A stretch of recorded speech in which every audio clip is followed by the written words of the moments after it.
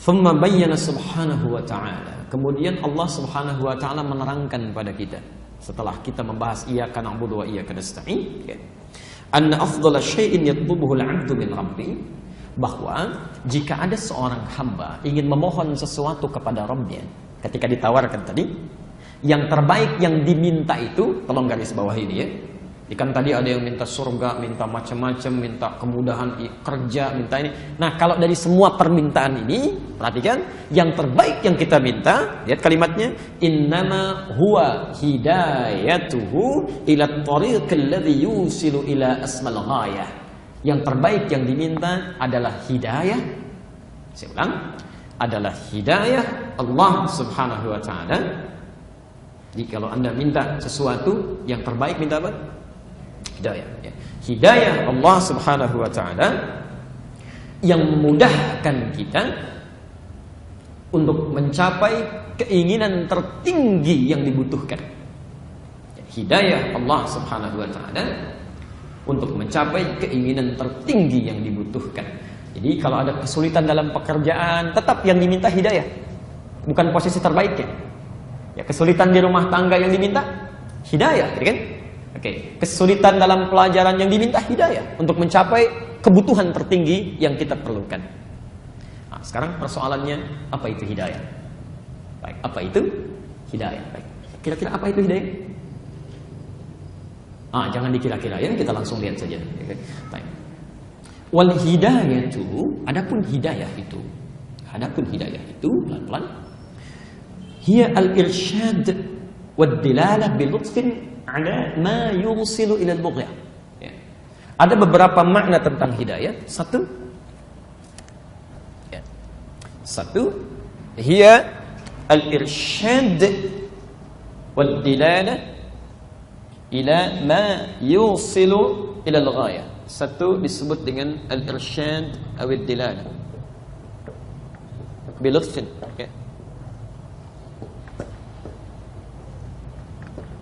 Pelan-pelan, petunjuk yang sangat lembut, halus, cepat, yang menyampaikan pada tujuan.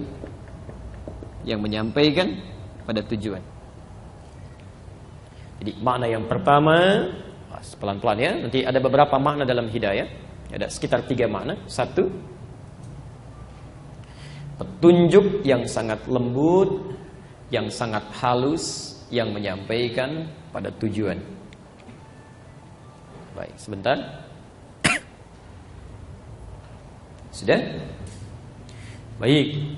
Jadi ketika kita mengatakan, ya Allah, mohon berikan hamba hidayah, gitu kan? Pelan-pelan. Hidayah, saya tulis dulu ya supaya kita alurnya paham betul. Hidayah. Ini tulisannya. Jamaknya disebut dengan hudan. Jamaknya begini, hudan. Jelas? Sebentar. Kalau Anda ingin memintanya, ya. Jadi ini makna pertama, petunjuk yang menyampaikan pada kemudahan. Jamaknya disebut dengan hudan. Kalau kemudian Anda ingin mintakan petunjuk ini supaya mendapatkan kemudahan dari apa yang ingin kita capai, maka dialihkan kalimatnya ke dalam bentuk fi'il amr, ya, kata permohonan dalam bentuk perintah, ihdi. Ya. Kalau untuk seorang ihdi, kalau untuk kebanyakan tambah na, singkatan dari nahnu, maka menjadi ihdina. Baik. Misal ada kalimat di situ, ihdinas siratal mustaqim. Ya, apa terjemahannya? Tunjukkan kami jalan yang lurus, Masya Allah. Baik, Alhamdulillah, itu terjemah Musab ya. Baik, pelan-pelan. Asalnya, Bapak Ibu sekalian, saya masuk ke siratal mustaqim dulu ya. Sirat al-mustaqim. Ya. Sirat berarti jalan. Kira-kira sempit atau luas jalannya? Ada yang bilang sempit, ada yang bilang luas. Jemaah Al-Hujah berbeda pendapat tentang sirat. Ada yang sempit, ada yang luas. Masya Allah. Sirat itu asalnya jalan yang terbentang luas, lebar lah gitu ya, lebar. Tapi Ustadz kan ada keterangan sirat itu seperti rambut dibagi 7 gitu kan. Masya Allah, nanti Anda di hari kiamat akan lewat jembatan Sirat seperti rambut dibagi 7. Anda lewatnya bagaimana? Nah, itu bahasa kiasan ya. Nanti dalam ilmu hadis itu ada lughatul ma'nawiyah. Ada bahasa-bahasa kiasan, majaz namanya. Dibacanya harus pakai ilmunya, namanya ilmu balaghah. Dibagi 3 lagi. Katanya ilmu untuk belajar kata-katanya disebut ma'ani, ilmu untuk belajar penjelasannya disebut dengan bayan, ilmu untuk kiasannya disebut dengan badi' nanti. Dan ada beberapa turunan lagi. Maksud sirat dibagi 7 ini, maksudnya itu mengilustrasikan kepada orang yang kurang amal. Seakan-akan ketika dia nggak punya bekalnya, mau jalannya agak susah. Seperti rambut terbagi 7. Kalau orang yang punya amal gampang aja lewat. Ada yang lari, ada yang secepat kilat, ada yang tembusnya cepat sekali. Itu bayangan dibagi 7 itu pada orang-orang yang merasa nggak punya bekal. Karena nggak punya bekal, tegang dirinya, seakan-akan sulit melewatinya. Seperti halnya rambut dibagi 7. Sulit untuk melewat. Gitu ya. Bahkan ada di antara mereka yang masuk neraka tanpa hisab. Langsung. Ya. Pernah dengar masuk surga tanpa hisab? Sering. Pernah dengar masuk neraka tanpa hisab? Baru ya. Itu ada di Quran surah ke-18. Ayat 100 sampai 101. Posisi paling kiri di atas, sedikit ke bawah. Ya. Ada orang-orang masuk neraka tanpa hisab. Thumma aradna jahannama yawma idzin lil kafirina arda. Ada orang-orang yang saat di hari hisab nanti, ya, itu langsung oleh Allah ditampakkan neraka jahanam sejelas-jelasnya. Ya. Kalau kalimat bebasnya begini, kamu nggak usah mikirin hisab dan tempat kamu ya, tempat kamu di sini, udah nggak usah mikirin kitab lagi, nanti langsung aja ke situ. Ya. Ada yang begitu tuh, ya. Ada yang masuk surga tanpa hisab, sudah lebih dulu diberi kabar di dunia. Jadi dia belum ke alam kubur, dia belum kemudian dihisab, belum masuk surga, tapi sudah ada beritanya. Kamu dapat kabar gembira akan masuk ke surga yang mengalir keindahan di dalamnya. Itu di Quran surah kedua ayat 25, posisi paling kanan sebelah atas. Ya. Tapi ada juga orang yang sebelum dia masuk ke dalam nerakanya, hisabnya kata Allah, kamu nggak usah mikir ya, nggak usah repot. Tempat kamu di sini nih, di neraka, tempatnya jahanam, nggak usah dipikirin, nanti langsung ke situ aja. Ya. Siapa mereka itu ayat 101-nya? Alladzina kanat a'yunuhum fi ghita'in an dzikri, yaitu orang yang saat di dunia itu susah sekali tuh matanya melihat kebaikan. Ya, terhalang gitu ya. Lihat orang ke masjid nggak ada getaran, padahal Allah itu saking sayangnya diperlihatkan supaya dia mau ibadah tuh. Ya, ada orang dewasa, sampai laki-laki, perempuan, sampai anak kecil yang belum balik, Pak, bawa tas ke masjid sebelum azan, lewatin dia, Om, ayo, kamu aja duluan. Masya Allah, dia sendiri nggak ke masjid. Ya. Di dalam pandangannya sudah diperlihatkan. Wa kanu la yastati'una sam'a, telinganya nggak bisa dengar, adzan nggak bisa dengar adzan marah-marah, dengar Quran ngajak berselisih macam-macam. Nanti kalau tidak tobat orang seperti itu, banyak amal salahnya, tidak ada amal solehnya, kata Allah nggak usah repot mikirin ya, langsung nih neraka jahanam tanpa hisab, masuk sana. Hati-hati ya, hati-hati teman-teman sekalian. Nah, saya kembalikan dulu, itu yang dimaksudkan, dia nggak mikirin sir, takut dia. Karena nggak punya bekal, ya. Awas, jangankan urusan akhirat, urusan dunia aja begitu. Ya. Ada penjahat misalnya kan, mohon maaf banyak kesalahannya. Dia lewat di kalangan orang-orang yang ramai itu malu itu, takut dia. Ya, takut terlihat sesuatu, takut terdeteksi, apalagi urusan akhirat yang segalanya menegangkan. Hati-hati, makanya seakan terbelah menjadi 7. Asalnya Siratul luas, panjang. Makanya orang-orang yang banyak bekal tenang aja, meninggalnya juga tenang. Dan panggilannya menenangkan. Quran surah 89 ayat 27 sampai 30 itu. Ya ayyatuhan nafsul mutmainnah. Hei jiwa yang tenang, karena tenang begitu pulang tenang aja, senyum gitu kan, pulang. Kemarin saya habis sholat subuh, ya, Masya Allah ada seorang ibu, bu, ya, dipanggil oleh Allah gitu ya, 6:30 malam ini, tenang di bulan Al-Muharram, malam yang baik, itu rajin ta'lim itu Masya Allah. Saat ibu yang lain sibuk arisan, sibuk macam-macam dan sebagainya, beliau gunakan hidupnya untuk belajar. Itu Masya Allah. Sebelum dimandikan saja, belum dimandikan Pak, jamaah sholat subuh sudah pada datang, semasjid datang, belum dimandikan.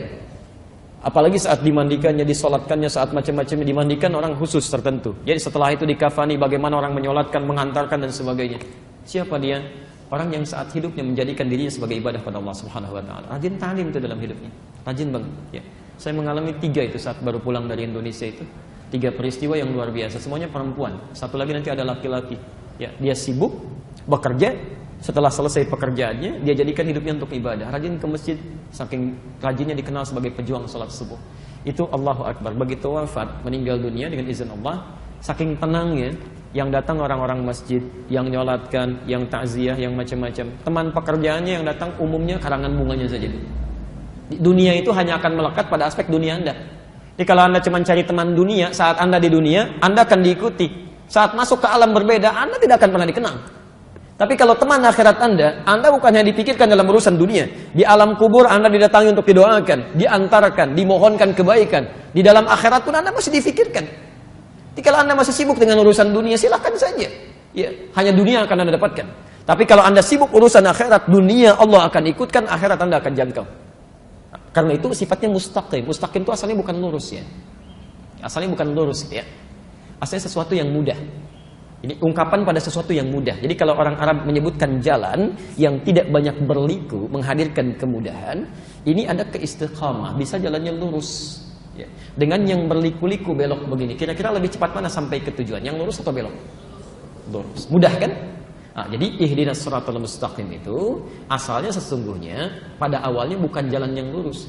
Tunjukkan kami pada solusi yang sifatnya mudah, tidak berliku gitu. Ya, tidak berliku. Jadi kalau Anda misalnya ada persoalan di pekerjaan, minta ya Allah berikan hamba hidayah. Maksudnya petunjuk ihdinas shiratal mustaqim, berikan solusi yang memudahkan. Sampai ke tempat dengan mudah, tidak berliku, itu asalnya. Ya. Maaf, Anda pilih mana? Jalan berliku sampai, jalan lurus tapi macet, pilih mana? Gak mudah ya? Nah, jadi kalimat shiratal mustaqim itu asalnya bukan lurus, tapi sesuatu yang mudah. Ya. Tapi terjemah itu masih bisa dipakai, umumnya saat haji atau umrah ya. Saya dulu tugas di Mekah tahun 2010, menerima jemaah pertama, ada sebagian yang kesasar itu, masya Allah. Orang umrah tawafnya di Masjidil Haram, ini ada yang ke Mina gitu, masya Allah. Sebagian, ya Allah alam, tapi kami jemput itu. Ya. Ada sebagian yang nyasar, bingung dia, satu rombongan karena tidak paham bahasa Arab, ketemu dengan askar, minta petunjuk ke maktab. Askarnya nggak bisa bahasa Indonesia, tapi dia tidak kehilangan cara untuk bertanya. Dia ingat ayat tadi, dia buka gelangnya. Pak, ihdinas shiratal mustaqim. Tunjukkan kami jalan yang lurus, dikasih gelangnya gitu ya. Askarnya nggak bisa bahasa Indonesia. Jelaskan susah kan? Bahasa Arab dia nggak paham. Cara terbaik dia teruskan. Siratal ladzina an'amta 'alaihim ghairil maghdubi 'alaihim waladdallin. Kamu ikuti ini ya katanya. Pak, jangan belok-belok nanti tersesat gitu. Baik. Kembalikan ya. Jadi orang-orang yang dekat dengan Allah itu, kembalikan, irsyad wad dilalah bi lutfin. Dalam dirinya akan diberikan petunjuk-petunjuk pada kebaikan. Jadi kalau Bapak Ibu benar ibadahnya Bu, Pak, ya, dekat dengan Allah, ibadahnya benar, bukan hanya sholatnya saja, pekerjaan segalanya, itu nanti Anda akan dapat dorongan-dorongan kebaikan ditunjukkan oleh Allah. Maaf ya, bahkan dalam yang santainya pun, Anda santai ingin duduk, tiba-tiba buka TV, tek, nggak baik, itu akan seketika pindahkan. Ini bukan untuk kamu. Yang baik untuk yang baik, jelek untuk yang jelek, itu nggak tepat. Itu mata Anda bisa langsung dipalingkan, channel bisa langsung Anda ganti. Itu yang disebut dengan hidayah. Ya, makna yang pertama, petunjuk yang halus yang mengarahkan Anda pada kebaikan. Anda mau belanja, lihat sesuatu yang diharamkan oleh Allah, nggak akan mikir lagi, sudah pindahkan, selesai. Ya. Anda mau baca sesuatu, lihat tayangan gambar yang tidak bagus, Anda akan pindahkan, nggak ada, dan nggak akan mikir. Oh, pandangan pertama masih ada kebaikan, selanjutnya itu yang dilarang. Nggak akan. Begitu lihat videotron nggak bagus, pindahkan, selesai, sampaikan itu haram hukumnya, selesai.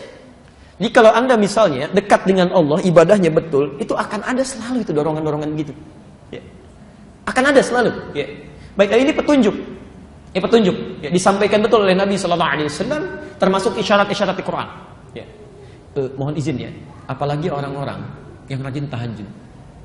Saya berikan nasihat untuk saya pribadi dan kita semua, selama kita masih mampu, jangan tinggalkan tahajud. Tahajud itu diantara ibadah sunnah, tapi manfaatnya luar biasa.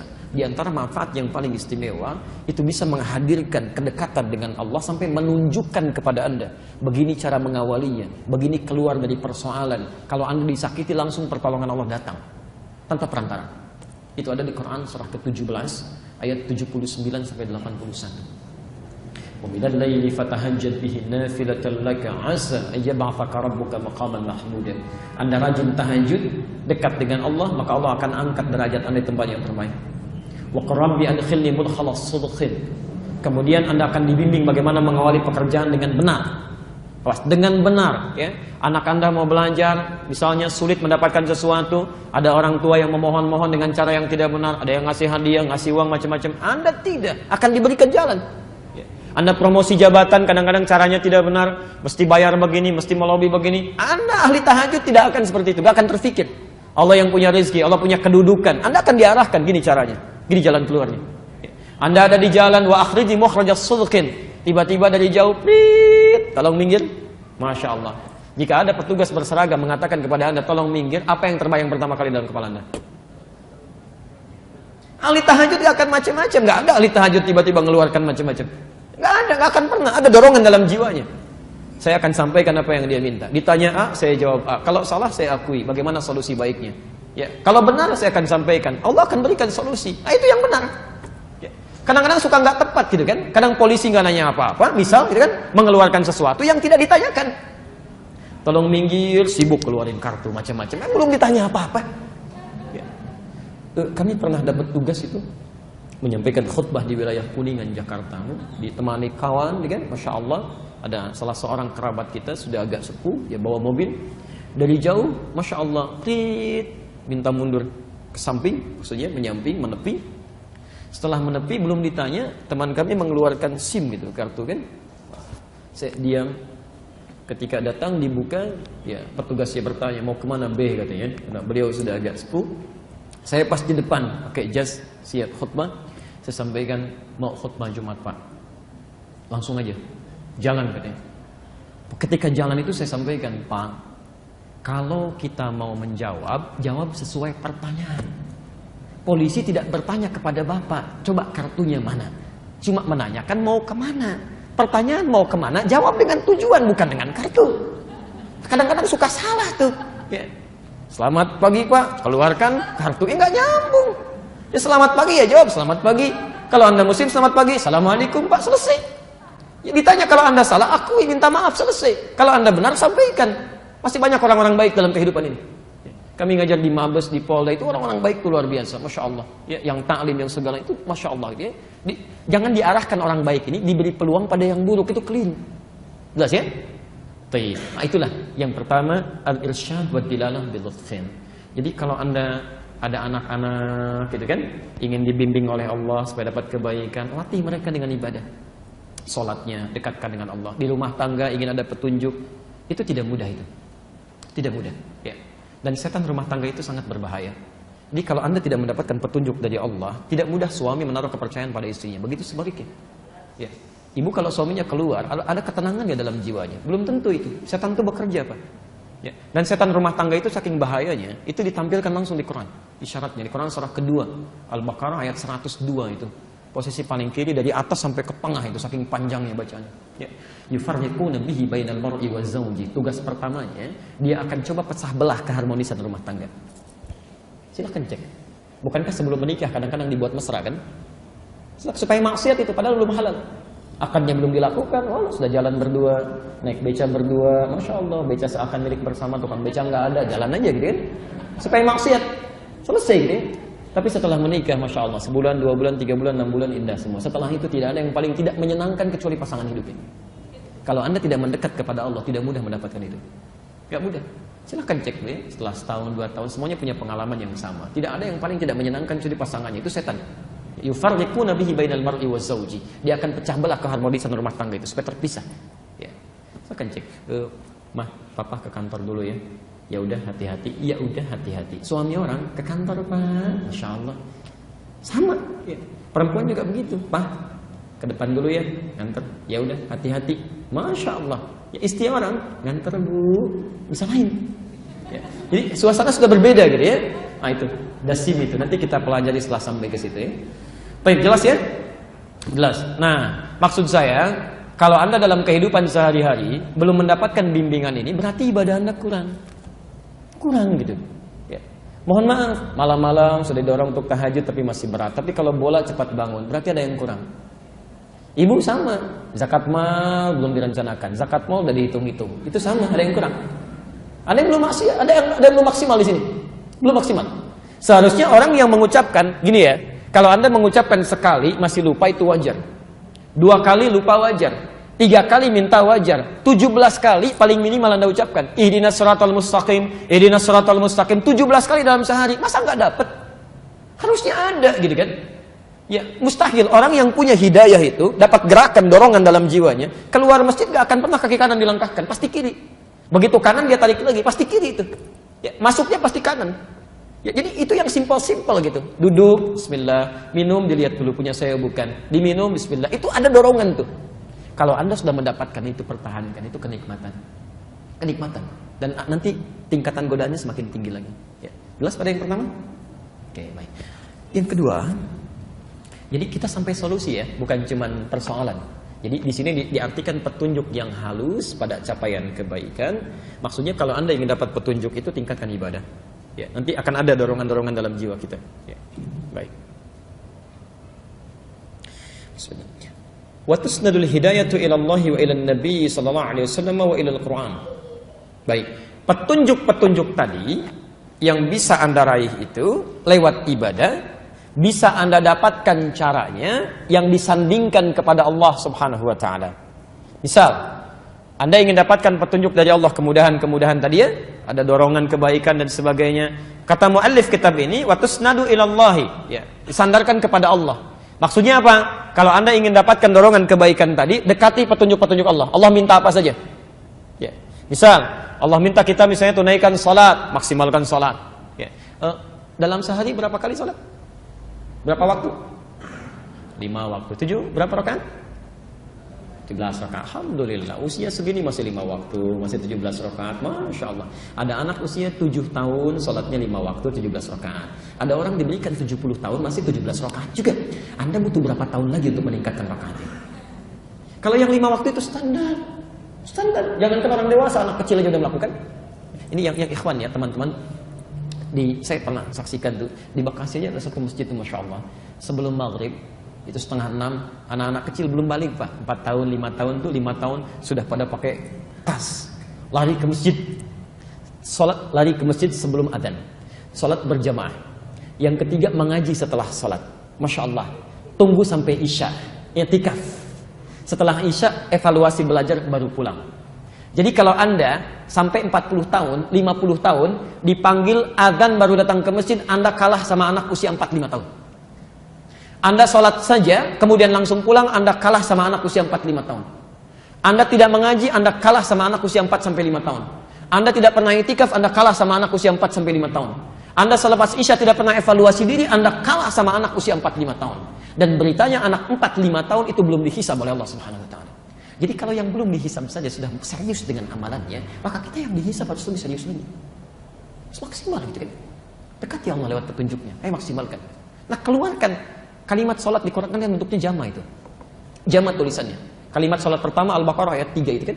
Nanti kita pelajari. Alladzina yu'minuna bil ghaib wa yuqimunas shalah. Kalimat as-salatnya alif, lam, shad, lam, waw, ta. Di atas waw ada alif, ta-nya tertutup. Itu bentuk tulisan berbentuk jama' tapi bisa dibaca dengan mufrad. Ya. Kalau Anda ingin buka lagi lebih luas, ta-nya terbuka. Al-Baqarah 238, posisi paling kanan sebelah atas. Hafidhu ala sholawat, bentuk jama'.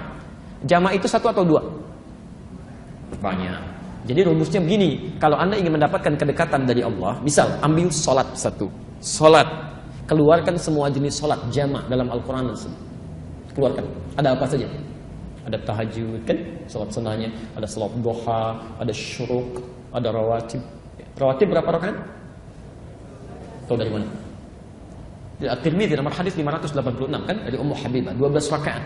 Ya, man shalla 12 rakaatan, siapa yang salat 12 rakaat fi yaumin wa lailatin, yang mengiringi salat fardunya siang sampai malam. Arba'an qabla dhuhri, 4 rakaat sebelum zuhur. Raka'ataini ba'daha, 2 rakaat setelahnya. Ya, raka'ataini ba'da al-maghrib, 2 rakaat setelah maghrib. Raka'ataini ba'da al-isya, 2 rakaat setelah isya. Wa raka'ataini qabla subhi, 2 rakaat sebelum subuh.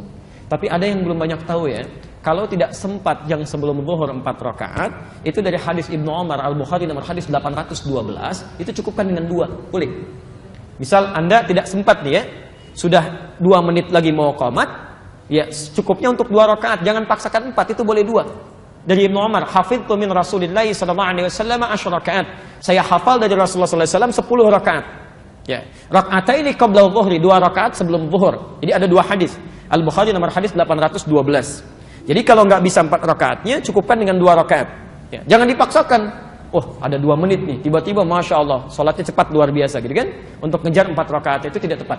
Ya, tidak tepat ya. Jelas di sini ya? Ayo maksimalkan, keluarkan. Semakin Anda tingkatkan hubungan dengan Allah, sholat, keluarkan, baca Quran, tambah. Nah, yang ini, itu akan cepat nanti masuknya. Ada bimbingan-bimbingan dari perkataan kita, langkah kita, pandangan kita. Jadi pertama, tusnadu ilallahi subhanahu wa ta'ala. Disandingkan dengan Allah, artinya keluarkan petunjuk dari Allah. Ya. Yang kedua, wa tusnadu ilan nabi sallallahu alaihi wasallam. Hidayah ini pun disandarkan kepada Nabi sallallahu alaihi wasallam. Jadi kalau Anda mendapatkan petunjuk-petunjuk dari Rasulullah sallallahu alaihi wasallam, cepat ambil. Cepat ambil. Karena dengan mengambil petunjuk Nabi, kita praktekkan dalam hidup, itu menghadirkan bimbingan dalam kehidupan kita. Hidayah datang. Ya, misal ada cara minum yang baik menurut adab. Ada cara minum yang baik menurut Rasulullah sallallahu alaihi wasallam. Sepanjang Nabi memberikan bimbingan cara terbaik, cara Nabi ambil, yang lain tinggalkan. Jelas ya? Ada bangun tidur misalnya, cara baik menurut kesehatan, cara baik menurut Nabi, yang dari Nabi itu pasti yang terbaik. Selain menghadirkan pola kebaikan untuk fisik kita, itu pasti menghadirkan hidayah dalam kebaikan kita. Jelas ya? Jadi sepanjang ada petunjuk dari Nabi, cepat ambil. Ya, bukan hanya untuk ibadah saja ya, bukan hanya sholat, bukan hanya macam-macam. Dari jalan, dari melihat, dari bertutur, dari baca, dari minum, sepanjang ada dari Nabi, keluarkan. Ya, dan semuanya ada. Ya. Ayat di Qurannya, Quran surah 59, ayat ke-7, akhir ayat ke-7, posisi paling kanan agak ke bawah sedikit. Wa ma atakumur rasulu fakhudhuh. Dan semua yang pernah dibawa oleh Nabi pada kita, cepat ambil, itu yang terbaik. Ya. Bahasanya ma itu ismun mausulun yadullu 'alal 'aliyah. Ya. Kata penjelas objek sambung yang menunjukkan pada hal tanpa batas. Ya, jadi kalau Anda ingin meniru Nabi, jangan cuma sholatnya bagus, tapi yang lainnya tidak. Ya, Masya Allah, sholatnya sesuai dengan sifat sholat Nabi, tapi lisannya nggak seperti Nabi. Ya, senang celak sini, celak sana, macam-macam dan sebagainya. Pandangannya nggak seperti Nabi, semua dilihat, kan? Kakinya nggak semua seperti Nabi, semua disinggahi. Nggak begitu. Ini semua dari Nabi, jangan dipisah-pisah. Ya. Taib, apa yang bisa diambil dari Nabi? Quran surah ke-33 ayat 21. Ya, sabar sedikit ya. Jadi kita coba kupas sehingga bahasan kita tidak menghadirkan satu celah atau kebocoran. Ya. Genteng bocor aja kan bermasalah gitu ya.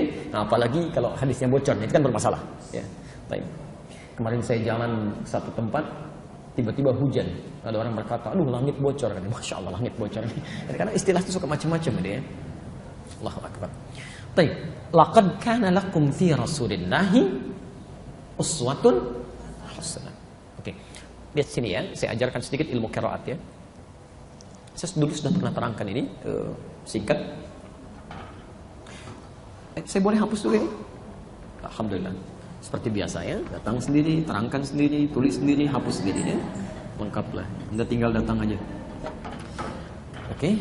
Uswatun hasanah. Uswah hasanah. Sekarang perhatikan, saya berikan ilmu qiraat sebentar. Kata uswah dalam riwayat Hafs dari Asim, ini bisa dibaca juga dengan iswah. Riwayat Qalu atau Warsh dari Nafi'. Laqad kana lakum fi Rasulillahi uswatun hasanah. Ini bisa juga iswatun hasanah. Iswah. Uswah atau iswah itu artinya keteladanan yang meluas sifatnya. Meluas. Ya. Jadi maksudnya begini, kalau Anda mengambil kebaikan dari situ, maka Anda pun otomatis akan jadi teladan. Kalau cuma keteladanan yang sifatnya terbatas, tidak meluas, itu disebut dengan qudwah. Qudwah hasanah. Ya. Anda jadi teladan, tapi dari Anda saja yang belajar pada Anda tidak menjadi teladan misal. Jelas ya? Tapi kalau keteladannya meluas, setiap ada belajar dari situ atau melihat sesuatu baik, jadi baik lagi, jadi baik lagi, jadi baik lagi. Ya. Kenapa Nabi keteladanannya disebut dengan uswah atau iswah? Karena setiap yang melekat pada Nabi, orang-orang di sekitarnya kalau sudah melekat pada Nabi, pasti otomatis akan jadi teladan. Ya. Ada pengusaha belajar dari Nabi, maka orang ini seketika akan jadi teladan bagi pengusaha yang lainnya. Ada dosen, misalnya ustadz, belajar pada Nabi, maka orang ini akan membawa kepribadian Nabi yang jadi teladan lagi. Ya. Termasuk nanti satu masa Bu ya, kita akan bahas ini, ya, dan juga nanti bahasan untuk laki-laki. Kenapa Nabi diizinkan menikah dengan lebih dari 4 perempuan? Lebih, kenapa? Karena seluruh istri-istri Nabi itu dipilihkan oleh Allah, ditetapkan karena mewakili seluruh karakter perempuan di muka bumi ini. Jadi ibu nanti kalau pelajari istri-istri Nabi, ibu akan temukan ya, di karakter perempuan di muka bumi ini Pak akan terwakili di situ. Dari mulai Sayyidah Khadijah, dari Saudah, dari Aisyah, Maimunah, Ummu Habibah, itu nanti ibu akan tahu ada ibu mirip-mirip ke situ itu karakternya. Bukan wajahnya ya, tapi mirip-mirip karakternya. Nanti dari yang paling perhitungan Pak sampai yang paling cemburuan itu ada. Sebelum menikah dengan Nabi, tapi ketika menikah dengan Nabi, cemburunya jadi ibadah. Kalau si fulana bisa tahajud, saya pun harus bisa. Ya, hitungan tadinya uang belanja, sekarang dari satu kurma bagaimana jadi ibadah. Ya, coba ibu pelajari itu ya, ambil materinya. Kami ada materi tentang pesona istri-istri Rasulullah SAW. Ya, nanti Anda bisa dapatkan itu. Bagaimana Sayyidah Khadijah, Masya Allah Pak. Khadijah itu diantara keutamaannya. Al-Bukhari nomor hadis yang keempat. Kalau di kitab aslinya Al-Bukhari yang warna merah terbitan Darul Hadis halaman ke-12 ya, posisi paling kanan sebelah bawah hadis nomor yang keempat sampai ke sampingnya lagi. Itu dilukiskan bagaimana Nabi ketika belum mendapatkan wahyu turun dari Gua Hira ya, sedang ketakutan luar biasa, gelisah gitu kan. Tiba-tiba pulang ke rumah melihat Sayyidah Khadijah, itu bisa hilang kegelisahannya seketika. Hanya melihat wajahnya saja. Di kisahnya setelah Iqra itu turun ya, surat Al-Alaq itu kan turunnya malaikat Jibril tidak dalam rupa yang sesungguhnya, menyamar dalam bentuk manusia, dipeluk Nabi ya, sampai 3 kali dikatakan Iqra ma ana biqari. Itu belum melihat yang rupa malaikat Jibril yang sesungguhnya. Nah kemudian setelah berselang beberapa waktu wahyu turun, qadar Allah ketika ke Gua Hira belum turun. Turun dari Gua Hira suasana siang, di jalan tiba-tiba ada yang manggil, ya Muhammad, ya Muhammad. Nengok kanan gak ada orang, kiri gak ada orang, depan belakang kosong. Begitu melihat ke atas ada sosok yang belum pernah dilihat sebelumnya, seperti duduk antara langit dengan bumi, gitu kan? Masya Allah. Ilustrasinya beginilah. Anda Pak keluar dari sini siang-siang dan kosong gak ada orang, ada yang manggil Pak, kan? Kanan kiri gak ada orang, depan belakang kosong. Begitu lihat ke atas, Masya Allah, rambut panjang, jubahnya putih begini, Pak. Apa kesan Anda? Jangankan ibu, Nabi aja berkata begini, faro'ibtu minhu, saya takut luar biasa katanya. Ya, ini takut itu wajar, manusiawi ya. Yang salah itu larut dalam ketakutan, itu yang tidak wajar. Baik. Ro'ibtu itu perasaan khawatir sampai membuat bulu kuduk naik, maka lari beliau. Ya. Tapi yang paling indah ketika sampai di rumahnya melihat wajah Sayyidah Khadijah, Masya Allah. Sayyidah Khadijah binti Khuwailid, ketika dilihat oleh beliau, dibukakan, hilang setengah kegelisahan, tenang aja. Mendengar kalimatnya, dipegang tangannya, kata Nabi, zammiluni, tolong selimuti saya. Digandeng oleh beliau, dibawa, diselimuti, disampaikan, suamiku sayang, engkau ini orang paling baik, tidak pernah punya musuh, selalu menjalin silaturahim. Tanamkan pada dirimu, yakinkan pada jiwamu, aku akan selalu bersamamu dalam suka dan duka. Maka tiba-tiba seketika tenang, sampai turunlah Quran surah Al-Mudaththir itu, ya ayyuhal mudaththir, qum fa'anzir. Coba ibu pelajari itu. Suami sedang gelisah luar biasa, lihat wajah Khadijah, tiba-tiba tenang. Bisa nggak gitu? Suami pulang dari kantor, banyak persoalan, penat begitu lihat ibu, Masya Allah, tenang, gitu ya. Wah, tapi kalau lihat ibu tiba-tiba masalah jadi rumit lagi, wah itu persoalan serius ya. Baik, nanti bisa dilihat. Jelas ya?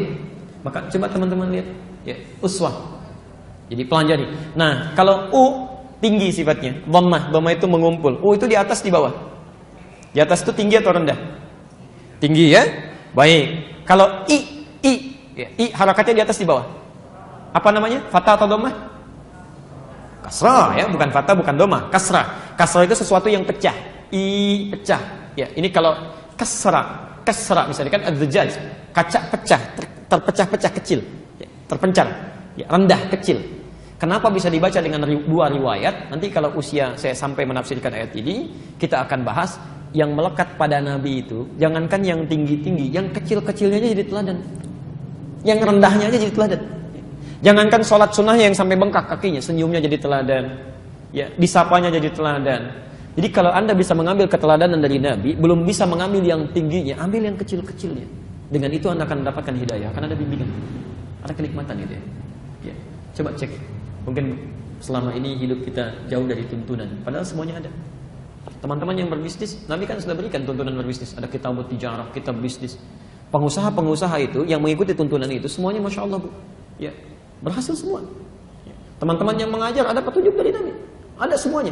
Ya. Jadi coba kita keluarkan. Termasuk saya tidak bosan mengingatkan ya, Pernahkah Anda keluarkan petunjuk sebagai orang tua?